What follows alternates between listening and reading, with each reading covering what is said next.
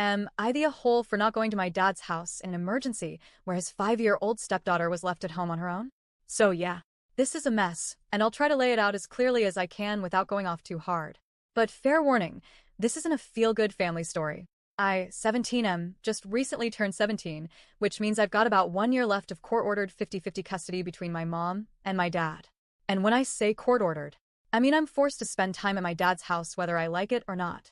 My mom could literally lose custody if I refuse or walk out while I'm scheduled to be at his place. It sucks, but that's the legal situation. Why does this matter? Because my dad is married to the woman he cheated on my mom with. And yes, that matters too. Let's call her Stephanie for clarity. Stephanie has 2 daughters. The older one is 14 and from her first marriage. The younger one is 5, and she's the result of Stephanie cheating on the first husband with the second guy, my dad. You can already guess how messy that is. The 14-year-old pretty much resents the 5-year-old. It's not subtle. She doesn't hide it. And honestly, I don't blame her. Her whole life got blown up by her mom's choices, just like mine did. But unlike her, I have zero emotional connection to any of them.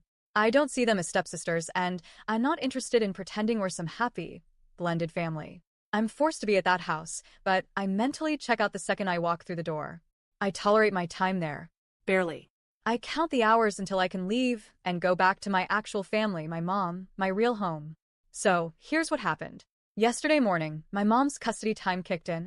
I packed my stuff, left my dad's place, and finally exhaled.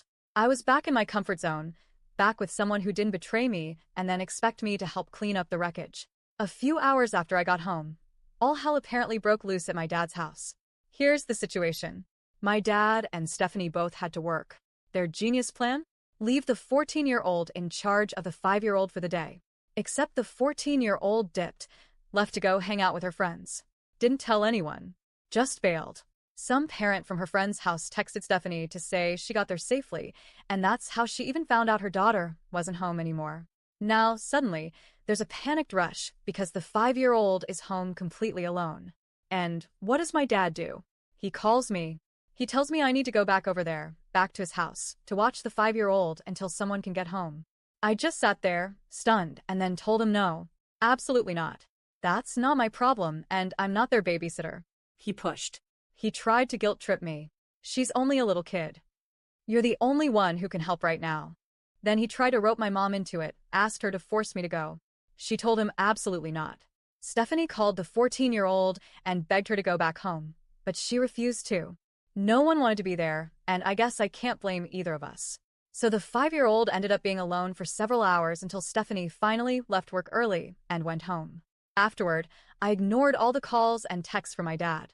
But the messages just kept coming. Paragraphs of guilt, rage, desperation. How could you do this?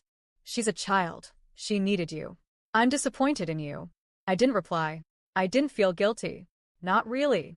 Because here's the thing. None of that is my responsibility. I didn't make the choices that led to this chaos. I didn't cheat. I didn't remarry.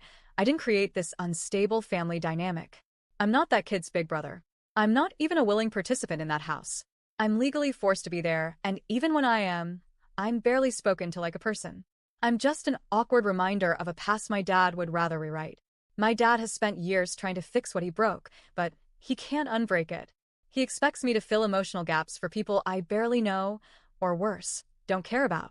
He wants me to step into some replacement brother role because the 14-year-old can't stand the 5-year-old and I'm next best. But I'm not. I'm not part of that family. I'm not a patch. I'm not a spare part in someone else's drama. And yeah, I did think a little about the 5-year-old. She's just a kid. It sucks that she's being raised in a situation where no one seems to really want to take responsibility for her, not even her mom or her half-sister in that moment. But I'm not her savior. I didn't create that world for her. I'm still trying to survive mine. So now my dad's side of the family is whispering and judging me, saying I'm heartless, saying I let a child suffer. But what they don't get is that I've been suffering quietly in this whole arrangement for years. No one showed up for me when my family exploded.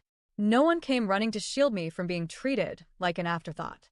So, am I the a-hole for refusing to go back to my dad's house in an emergency to babysit his 5-year-old stepdaughter when I wasn't even supposed to be there? Because to me, that felt like one more time I was expected to fix a problem I didn't cause, for a family that's never really seen me as part of it.